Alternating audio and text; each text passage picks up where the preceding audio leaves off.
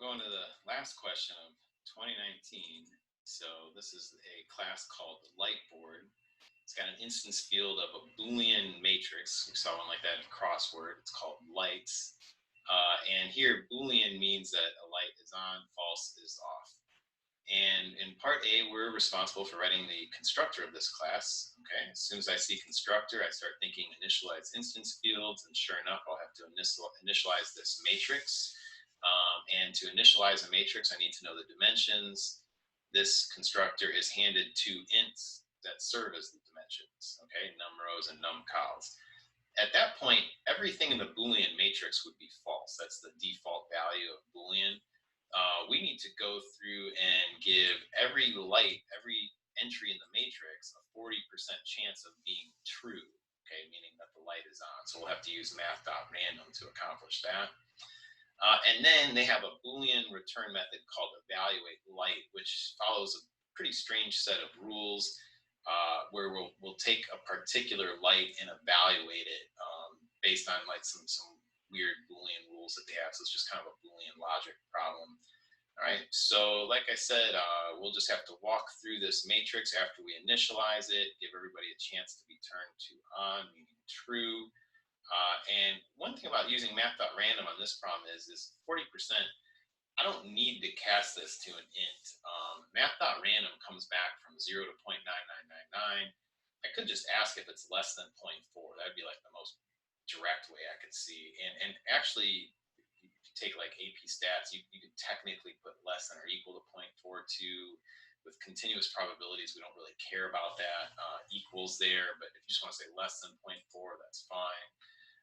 But yeah, so first thing up, right, is let's take our instance field lights, and it's going to be a new Boolean matrix, which requires two dimensions, okay, and that's exactly why they handed us num rows and num cols, okay, and then we're going to have to walk through that matrix, going to each one. Don't want to use enhanced loops here. You would just be handed like a Boolean copy. So we need dimension, or we need subscripts. We need rows and columns so that we can actually change the values. So we'll start at 0, okay, we'll go up to, but not including num rows, or you could do, lights.length, it really doesn't matter, r++, all right, and then same thing for the columns, so c is less than num cols, C++. All right, now, like I was saying, with math.random, I really don't see any reason to cast this to an int. But, I mean, you could, but we could just ask if math.random comes back less than 0.4. And if it does, the whole reason we did this then is so that we could access lights at a particular row and column and, reassign it true. Everything was false. So if you said else false, that's fine. It's just technically redundant because of how Boolean defaults to false anyway. All right, so that's all we need for part A. And now evaluating the light, like I said, they have kind of a weird set of rules we go through here. So computes and returns the status of a light at a given row and column based on the following rules. All right, so if the light's on, return false if the number of lights in its column that are on is even, including the current light, okay? So it's like a counter method, moving through the column of a matrix, and then you return. Notice that this one thing that's interesting here is it only says to return false in that case. It doesn't say like otherwise return true. So we have to kind of keep going through the table at that point. Okay, if the light is off, return true if the number of lights in its column that are on is divisible by 3. So I noticed that number of lights in the column again. So it looks like I'll need a counter for a column type situation, okay?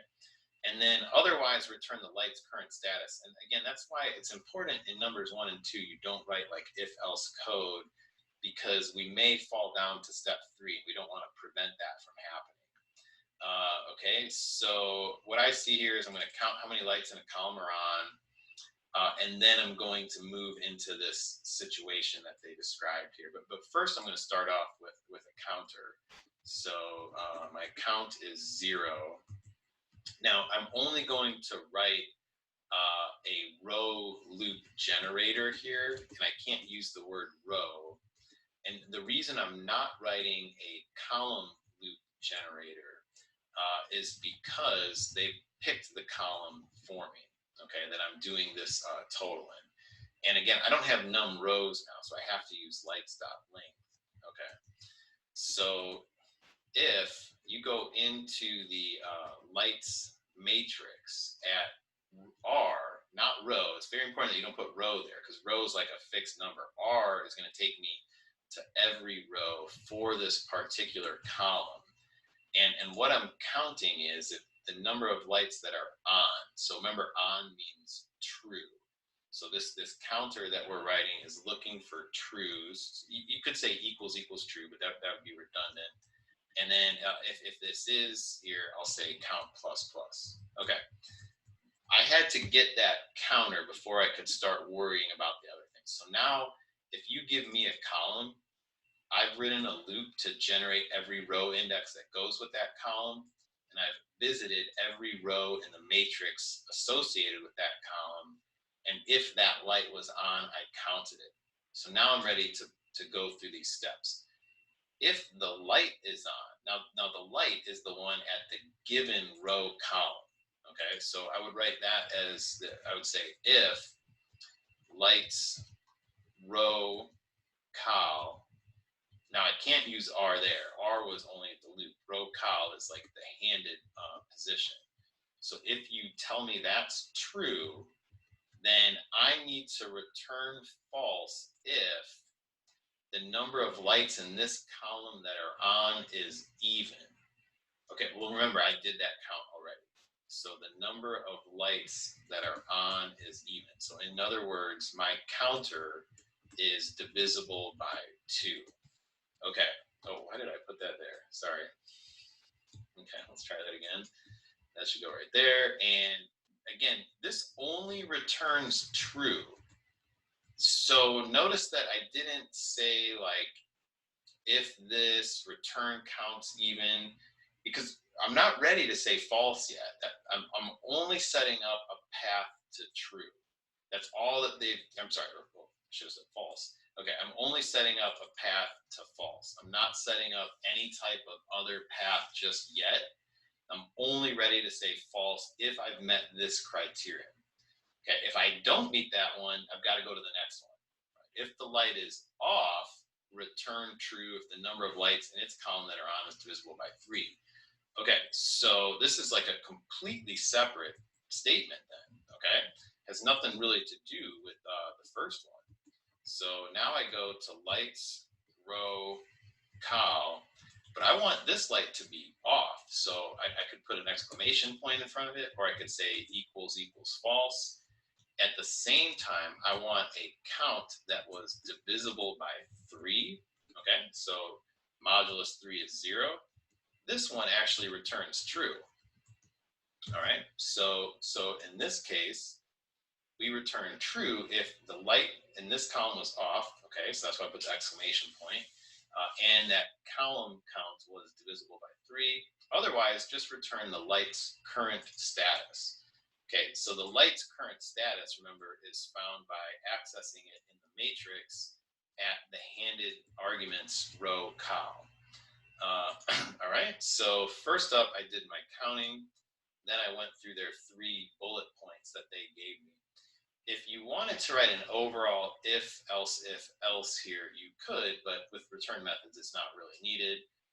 And I gave it pretty much the same examples that were in the instructions, false, true, that's what we see right here. You could compare this matrix, well actually, I'm sorry, this is set up randomly. So we should see about 40% trues, yeah, okay. So if you saw like all trues or all falses, then something's probably wrong with your map.random or your constructor. But yeah, otherwise this looks great. And yeah,